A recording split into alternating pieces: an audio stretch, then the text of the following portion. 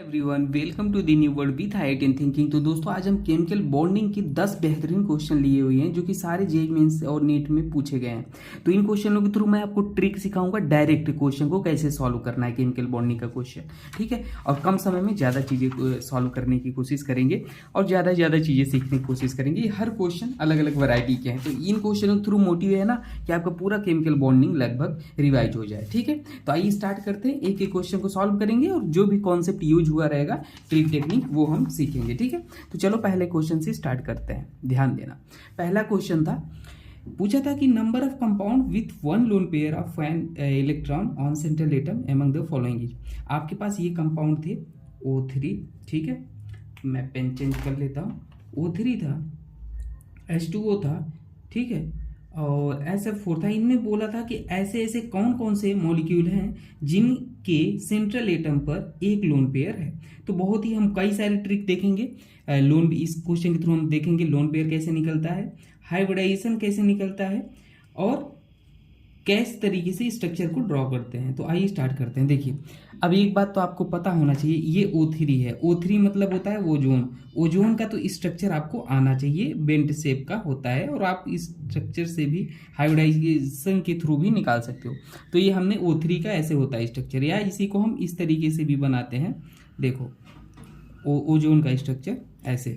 Oxygen, क्योंकि oxygen के पास हमेशा दो बॉन्ड बना सकता है, तो ये ऑक्सीजन 3 बॉन्ड बनाया है, 1 2 3, तो इस पे एक कम कर दोगे पॉजिटिव लगा के, और इस पे एक कम बनाया है तो नेगेटिव लगा के एक ज़्यादा कर दोगे, ठीक है।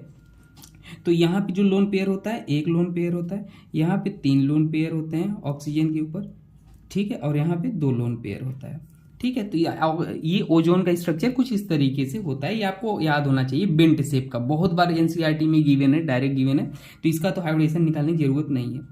तो इस वाले सेंट्रल एटम पे देखो, ये सेंट्रल एटम है, मिडिल में है, तो यहाँ पे एक लोन पेयर है। अब वाटर H2O का, अब H2O भी बेंट शेप का होता है, मतलब इस तरीके से होता है। कोई कहेगा सर ये कैसे आप निकाल पा रहे हो, मैं समझ नहीं पा रहा हूँ। तो देखो डियर, यहाँ पे बताता हूँ, ऑक्सीजन के ऊपर यहाँ पे 2 लोन पेयर होते हैं। आप क्या कैसे स्ट्रक्चर गेस किए, पर ये बताऊँ मैं आपको। देखो यहाँ पे कितने सिग्मा बॉन्ड है, 1 2, 2 सिग्मा बॉन्ड है। लोन पेयर कितने हैं, 1 2, 2 लोन पेयर है, टोटल 4 आ जाता है। 4 मतलब sp3 होता है, ठीक है, ये आपको पता होना चाहिए। बाकी दूसरा तरीका भी है, देखो बाकी दूसरा तरीका ये होता है, मैं वो सिखा देता हूँ। कभी भी अगर आपको स्ट्रक्चर गेस करना है ना, तो क्या क्या क्या किया करो, 1/2 करो, और उसके बाद सेंट्रल एटम में कितने वैलेंस इलेक्ट्रॉन है। तो ऑक्सीजन है भाई, एक जो कम नंबर में होता है इन जनरल वही सेंट्रल एटम होता है, जिसकी इलेक्ट्रोनेगेटिविटी ज़्यादा होती है। तो H2O है, ऑक्सीजन मिडिल में भी है, और स्ट्रक्चर तो आपको पता नहीं था, तो ऐसे समझो ऑक्सीजन कम मात्रा में है इसलिए सेंट्रल एटम है। इसका वैलेंस इलेक्ट्रॉन 6 होता है, और मोनोवैलेंट एटम कितने हैं, 2 हाइड्रोजन हो। मोनोवैलेंट मतलब हेलोजन हो या हाइड्रोजन हो, उसको मोनोवैलेंट कहते हैं। तो 2, अगर पॉजिटिव चार्ज होता तो माइनस कर देते जितने पॉजिटिव होता, और नेगेटिव होता तो प्लस कर देते, तो कोई पॉजिटिव नेगेटिव नहीं है। तो यहाँ ये 8 आ जाएगा, डिवाइड बाई 2 बराबर 4। तो ये 4 आ गया स्टेरिक नंबर, इसलिए sp3। अगर 3 आता तो sp2, 2 आता तो sp, ठीक है। तो ऐसे गेस किया हमने। अब देखो अगला हमारे पास जो है SF4 है। SF4 का भी स्ट्रक्चर हम किस तरीके से निकालेंगे, वही ट्रिक, 1/2, सेंट्रल एटम कम, सल्फर है, वैलेंस इलेक्ट्रॉन 6 होता है, 4 तो आ गया 5। तो इसका क्या है, 5 आ गया, मतलब sp3d। देखो 3 1 4 1 5, 5 है sp3d, ठीक है। 6 होता तो sp3d2 कर देते, तो वो तो हम क्वेश्चन के थ्रू सीखेंगे, बहुत सारे क्वेश्चन प्रैक्टिस करने वाले हैं। अब देखो, तो ये sp3 होता है, तो यह इसका स्ट्रक्चर जो होगा ओपन बुक लाइक स्ट्रक्चर, सी साइज शेप होता है, sp सीसा शेप इस तरीके से आप बना लोगे, और एक लोन पेयर है। अब लोन पेयर कैसे निकालते हैं ये भी बता देता हूँ। देखो जैसे ये 5 आया था ना, डिवाइड करने पे 5 जो आता है steric number, minus side atom कर दो, 5 माइनस कितना कर दोगे, 4, तो आ जाएगा एक लोन पेयर। तो सेंट्रल एटम पे एक लोन पेयर, जैसे यहाँ पे 4 आया था ना, तो 4 आया था steric number, 4 minus side atom कितना था, H2 2 कर दो तो 2 लोन पेयर। ये डायरेक्ट ट्रिक याद रख लो आप, ठीक है। ऐसे जनरली जब ऐसे भी निकलते हैं, और इसका तो हमें पता था। तो यहाँ पे एक लोन पेयर आ गया। चलो ClF3 का निकालते हैं। ClF3 में वैसे 1/2 क्लोरीन है, क्लोरीन का 7 वैलेंस इलेक्ट्रॉन, और मोनोवैलेंट एटम 3 हाइड्रोजन, तो 10 5, इसका भी sp3d आ गया। इसमें लेकिन 2 लोन पेयर होंगे, क्योंकि 3 फ्लोरीन एटम है, T शेप होता है इसका। तो यहाँ पे एक लोन पेयर और 2 लोन पेयर, ClF3।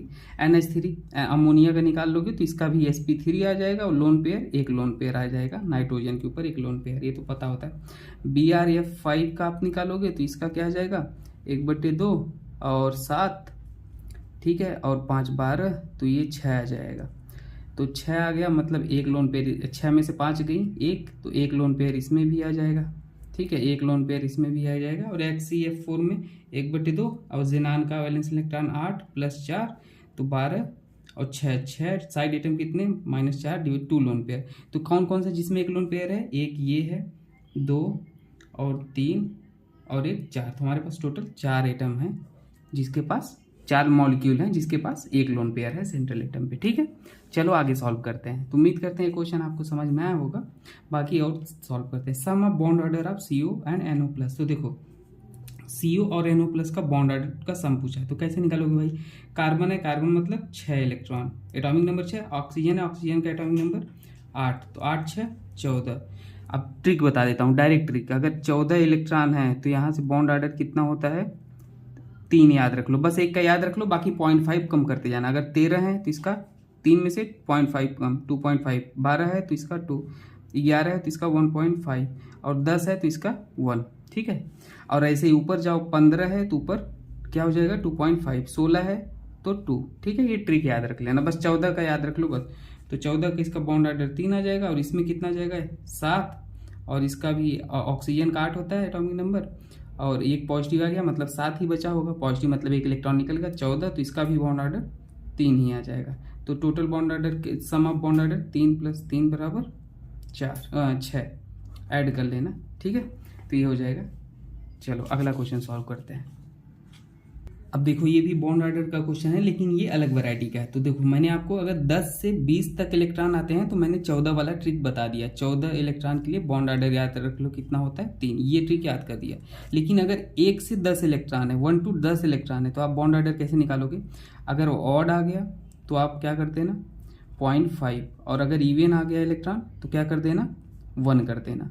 और याद रख लें 4 और 8 इलेक्ट्रॉन का बॉन्ड ऑर्डर जो होता है वो कितना होता है 0, बस ये याद रख लेना, ठीक है। तो अब खटाक खटाक निकाल लेंगे। तो देखो यहाँ पे हाइड्रोजन का कितने इलेक्ट्रॉन है, हाइड्रोजन 2 इलेक्ट्रॉन आते हैं, ये इवन है मतलब इसका बॉन्ड ऑर्डर 1 हो जाएगा। कितना बॉन्ड ऑर्डर 1।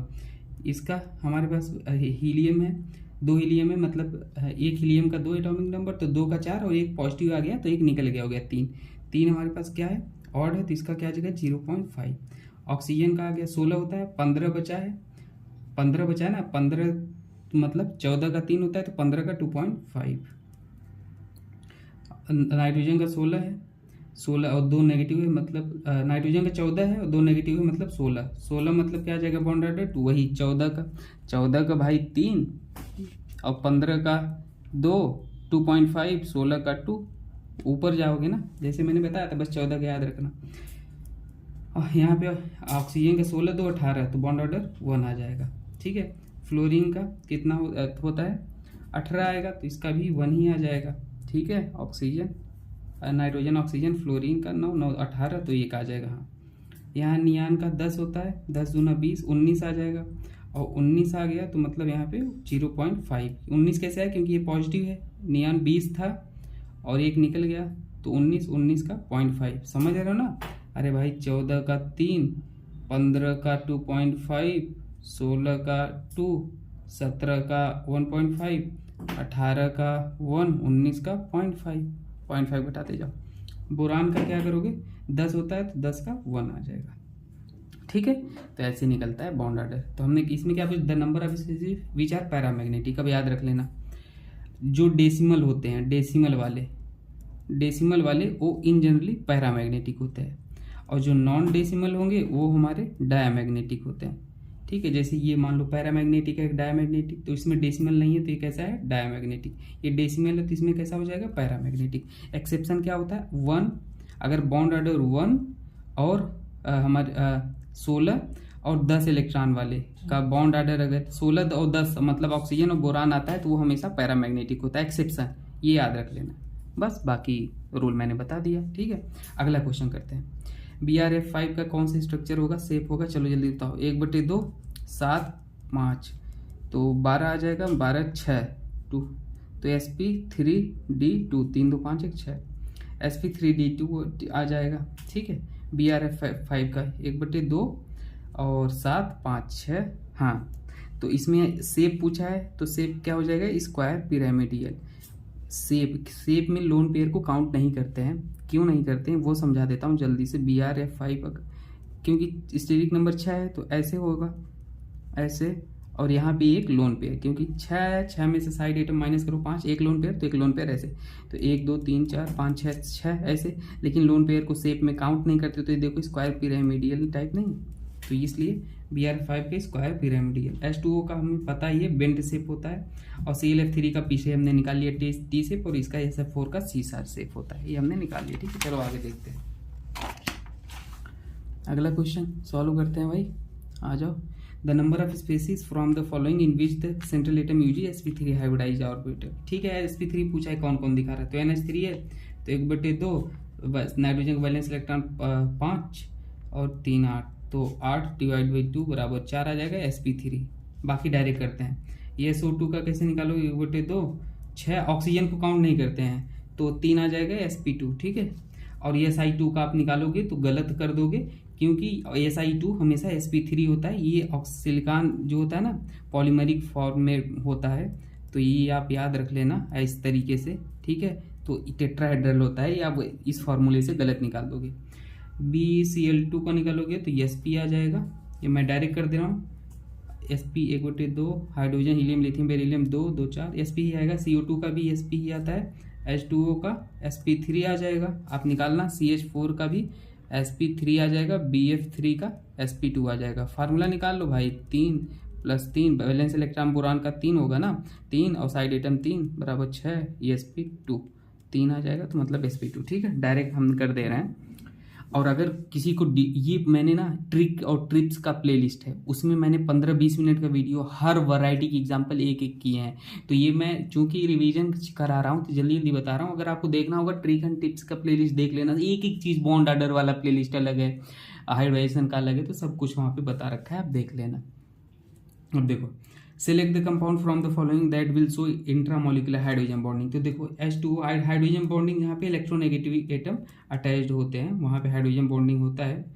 तो ये सब में तो हाइड्रोजन बॉन्डिंग तो हो रहा है। देखो ये ऑक्सीजन इस हाइड्रोजन के साथ नाइट्रोजन, मतलब हाइड्रोजन बॉन्डिंग तो हो रहा है, लेकिन इंट्रामोलिकुलर मतलब क्या होता है ध्यान देना। यहाँ पे देखना इस केस में ना, इंट्रामोलिकुलर मतलब देखो ये ऑक्सीजन और यहाँ पे ये हाइड्रोजन दिख रहा है, ये एक ही मॉलिक्यूल की स्ट्रक्चर, ये ऑक्सीजन ये हाइड्रोजन के साथ हाइड्रोजन बॉन्डिंग कर रहा है, मतलब एक ही स्ट्रक्चर में हाइड्रोजन बॉन्डिंग हो रहा है। ठीक है, लेकिन यहाँ पे ऐसा कुछ नहीं है। ठीक है ना, देखो इसका OH यहाँ पे ऑक्सीजन इसके साथ कर रहा है, लेकिन ये एक ही स्ट्रक्चर में, इनमें क्या होता है ना अलग अलग फिर H2O मॉलिक्यूल आएगा, फिर इनके साथ हाइड्रोजन बॉन्डिंग होता है। तो इसमें इंटरमॉलिक्यूलर हाइड्रोजन बॉन्डिंग होता है और इसमें इंट्रामॉलिक्यूलर होता है, याद रख लेना। ठीक है, अगला देखते हैं।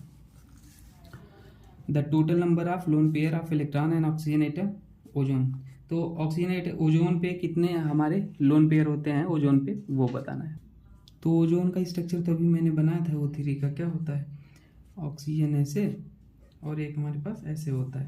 तो इस पे 2 लोन पेयर, इस पे भी 2 लोन पेयर, इस पे 2 लोन पेयर नहीं, इस पे एक ही लोन पेयर है ना, इस पे एक ही लोन पेयर और इस पे 1 2 1 2 1 2।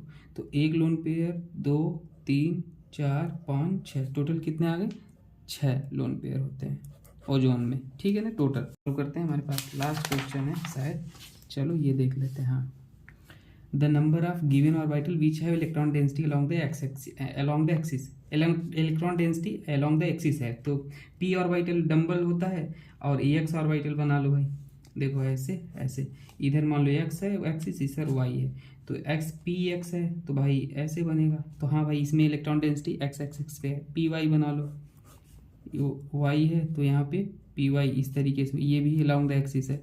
pz बना लो, z ये मान लो z एक्सिस है, तो ये ऐसे हो जाएगा, यहाँ भी अलोंग द एक्सिस है। अब dxy बनाओगे तो ये कैसे बनेगा, मान लो ये x है और ये y है, तो d वाला हमारा इस तरीके से बनता है। तो ये अलोंग द एक्सिस नहीं, अलोंग द एक्सिस मतलब एक्सिस पे एकदम, तो ये नहीं है। इसी तरीके से dyz भी नहीं है और dxz भी नहीं है, इसी तरीके से बनेगा। dz² क्या ऐसे होता है, वो ये मान लो z एक्सिस है इधर मान लो, तो ये हमारे पास क्या होता है इस तरीके से होता है, तो ये अलॉन्ग द एक्सिस होता है। और डी एक्स स्क्वायर देखो, डी मान लो ये एक्स है, ये वाई एक्सिस है, तो डी एक्स स्क्वायर जो होता है वो भी हमारा कुछ इस एक्सिस पे होता है। तो हमारे पास कौन कौन एक्सिस पे है, 1 2 3 4 5, टोटल हमारे पास 5 ऑर्बिटल लाइन जो एक्सिस पे है। ठीक है, इस तरीके से।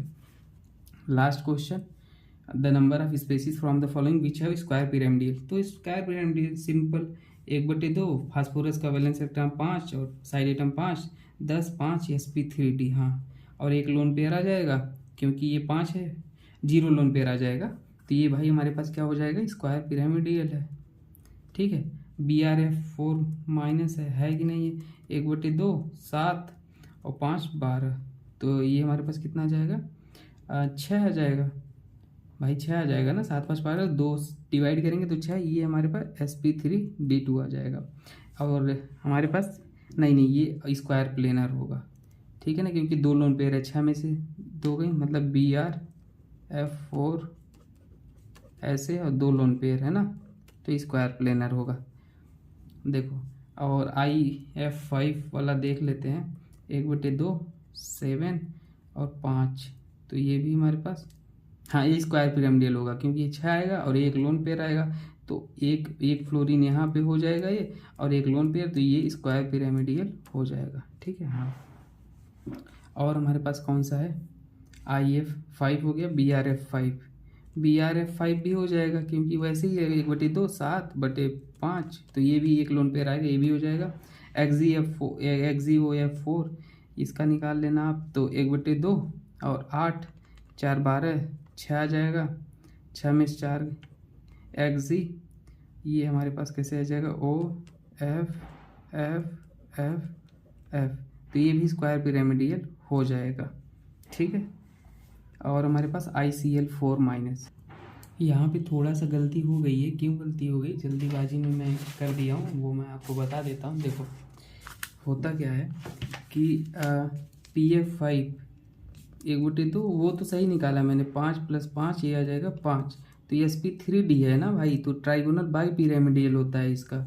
और BrEF4 माइनस का, इसका 1/2, इसका मैंने क्या आया था, इसका भी हमने निकाला था, BrF4 माइनस का 7 5 12, 4 एक नेगेटिव था, 6 आया था, तो ये स्क्वायर प्लेनर होगा। ठीक है ना, ये स्क्वायर प्लेनर टाइप सा होगा क्योंकि इसमें 2 लोन पेयर है।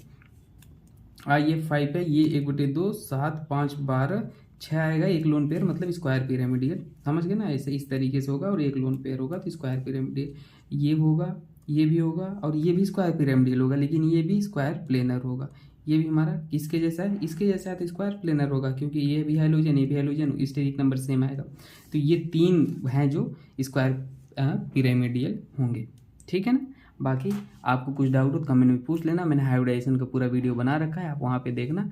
और कुछ भी अगर लगता है आपको कि ये डाउट है सर ये बताइए, तो अलग से मैं बता दूंगा वीडियो में। ठीक है, जल्दी जल्दी मैंने बताया, कोशिश किया है कि ज़्यादा ज़्यादा चीज़ें आपको बता सकूँ। ठीक है, मैंने सब चीज़ यही बताया, और फिर भी डाउट है तो पूछ लेना। ठीक है, थैंक यू।